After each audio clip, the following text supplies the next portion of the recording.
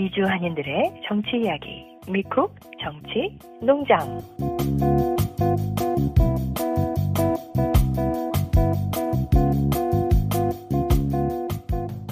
2024년 6월 5일 수요일 미쿡 정치농장 385화 지금 시작합니다. 안녕하세요. 저는 노스캐롤라이나의 염소 아저씨고요. 오늘 또 뉴저지의 양이님 나오셨습니다. 인사 부탁합니다. 안녕하세요. 유저지 양희입니다. 네, 오늘 또 커네티컷, 약간 추운 지역이죠. 커네티컷의 백곰님 나오셨습니다. 인사 부탁드립니다. 안녕하세요. 커네티컷의 백곰입니다. 예, 우리 미쿡 정치농장은 전통적인 염소 이런 것도 기르지만 고양이나 백곰도 기릅니다. 예, 그 생물의 종의 다양성을 생각해서 미쿡 정치농장은 다양한 동물들을 다 기르는 미래지향적인 농장임을 다시 말씀드리며, 자, 지난주에 도널드 트럼프 평결 결과에 대해서 우리가 예측을 했었죠. 예, 저는 네. 아무래도 돌아가는 상황을 보니까 12명 배심원 전체가 전원 합의를 해야 되는데 한두 명이라도 안 할 수도 있지 않느냐. 그래서 아마 헝주어리가 스플릿 디시전, 판결이 안 돼서 결국 트럼프한테 유리하게 될 것 같다고 우려를 했고, 양희님은 아니다. 이 뉴요커들 아주 민주적 성향, 진보적 성향, 객관적인 사람들, 난 그 사람들을 믿는다. 그래서 유죄 판결을 내릴 것이다 했는데 양희님이 맞추셨습니다. 자, 양희님 상으로 어떤 상품을 받고 싶으신가요? 올 여름에 어디 멋진 데로 휴가를 가고 싶어요. 노스캐롤라이나를 갈까요? 예. 그러면 노스캐롤라이나 오실 때 중간에 읽을 수 있는 도서 상품권을 하나 드리도록 하겠습니다.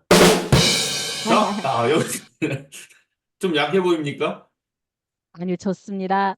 예, 자, 도널드 트럼프 유죄 평결, 왜냐하면 배심원들이 같이 논의해서 내린 판결이기 때문에 판결이라고 안 하고 평결이라고 하더라고요. 자, 그 결과를 보고서 우리 양희님 한번 소감 한번 말씀해 보세요.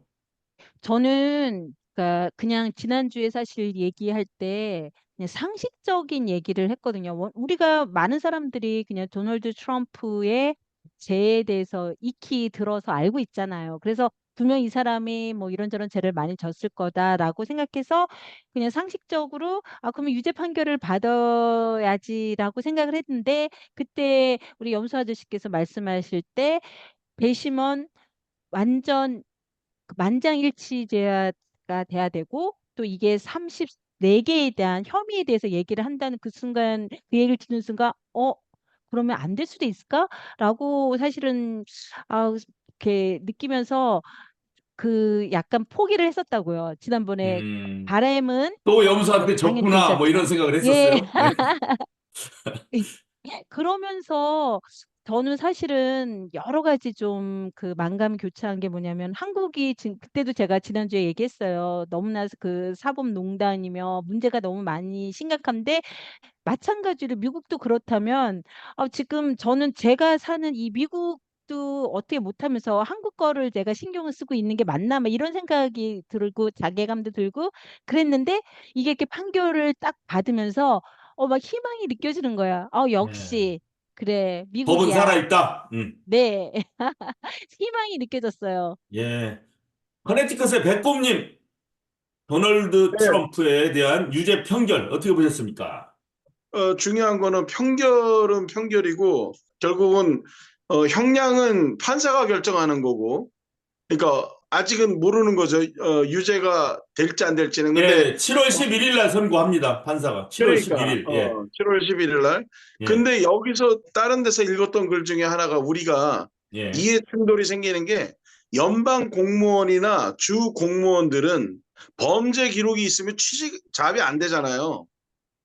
근데 대통령 후보가 그 범죄 기록, 펠러니 기록이 있는데도 이게 나중에 대통령 후보로 출마한다 그러면 이게 좀 문제가 될 것 같은데 내 생각에. 예, 그렇진 않고요. 현재 법을 다 봤는데 대통령 후보가 될 자격은 미국에서 태어나고 뭐 40세 이상이 돼야 되고 어, 뭐 미국 시민권자 뭐 그런 것만 충족되면 되지 거기에 뭐 음, 형법이 어떻고 범죄 기록이 어떻고 그런 건 없어요. 그래서 지난번에 콜로라도 주에서 이렇게 네, 특히 내란죄가 이제 문제가 되죠. 다른 범죄는 대통령 되는데 아무 문제가 없어요.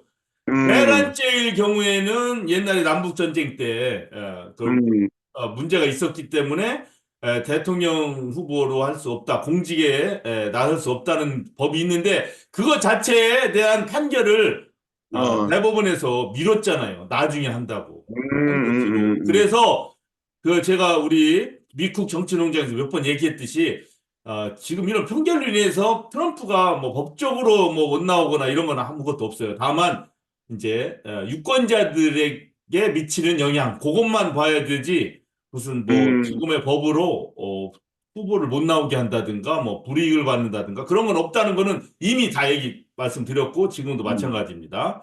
자, 특히 감옥에 가더라도 출마할 수 있어요. 옥중 출마 있잖아요. 예.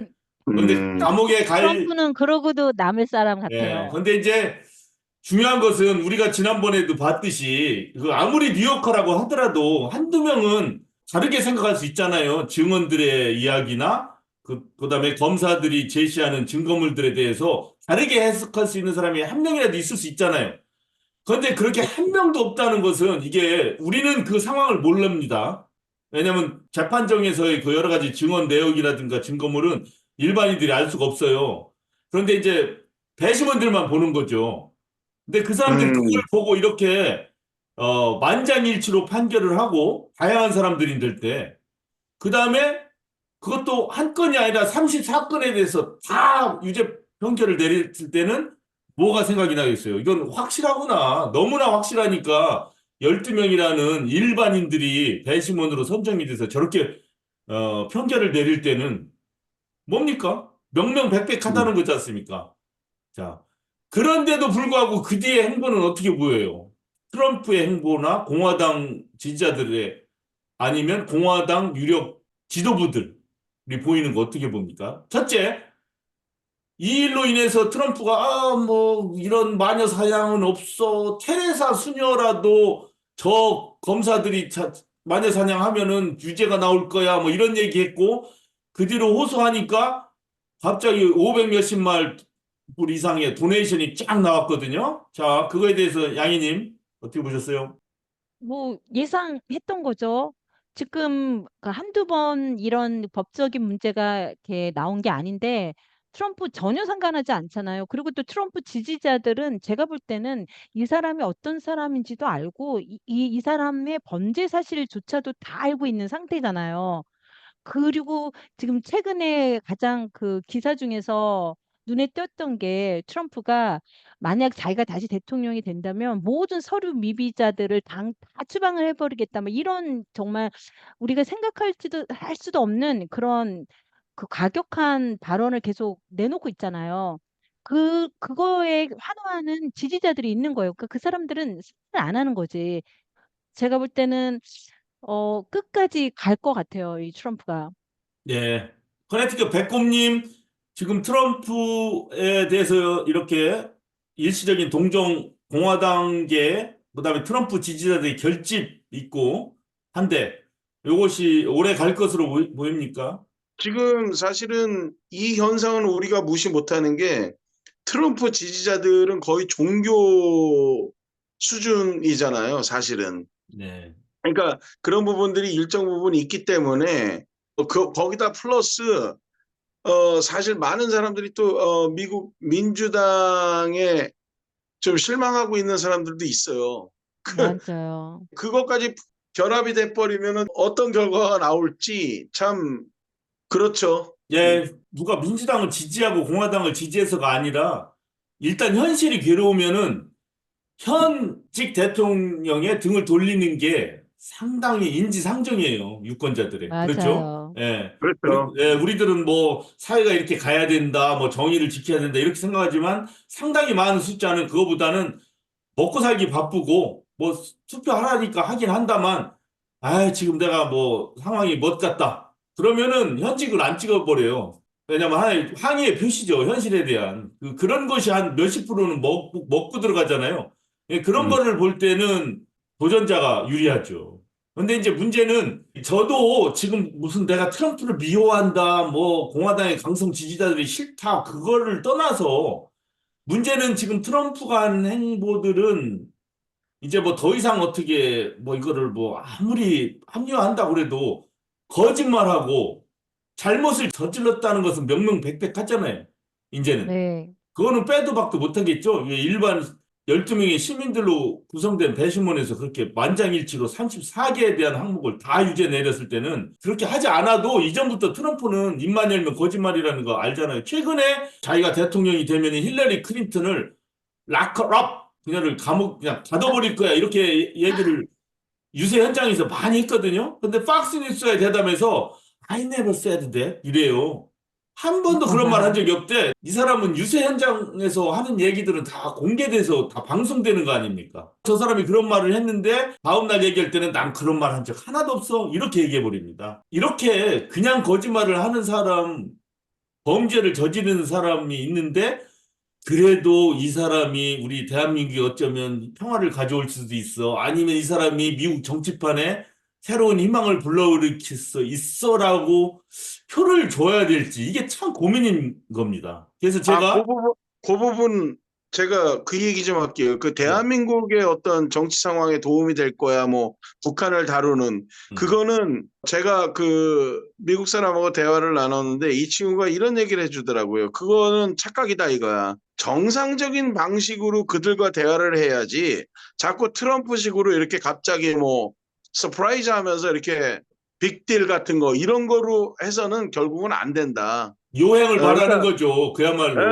예, 예. 예. 그래서는 안 된다는 거야. 그래서 맞습니다. 맞아요. 예, 예. 예. 그 얘기를 해주더라고요, 사실은. 예. 근데 그 얘기의 바탕에는 트럼프가 그동안 했던 얘기들 중에 인종차별주의적인 또 여성 비하, 이념 갈등 또 이런 것들이 많잖아요, 사실은. 그런 것들을 보면은 답이 어느 정도 나오죠, 사실은. 예. 첫 번째로 거짓말하고 범죄를 이렇게 밥 먹듯이 저지르고 하는 사람을 대통령으로 모시고 뭐 요행을 바라서 뭐 이민 문제가 해결되고 미국 경제가 좋아지고 한반도 통일에 도움이 되고 이렇게 한다는 것 자체가 참 의문부호가 생깁니다. 과연 그렇게 해서 하는 것이 정당일까? 지금 백금님 말씀하셨듯이 미국의 정책이 변화가 되게 해야 되고 평등 가치를 존중하는 정치인들 층이 나오게 해서 법을 바꾸고 정책을 바꾸게 해서 한반도 평화에 기여하게 해야 되지 요행수를 바라는 것은 말도 안 되는 것 같아요. 제가 생각해도. 앤디 킴, 뉴저지 상원의원 후보 이야기. 미쿡, 정치농장 2부도 많이 들어주세요.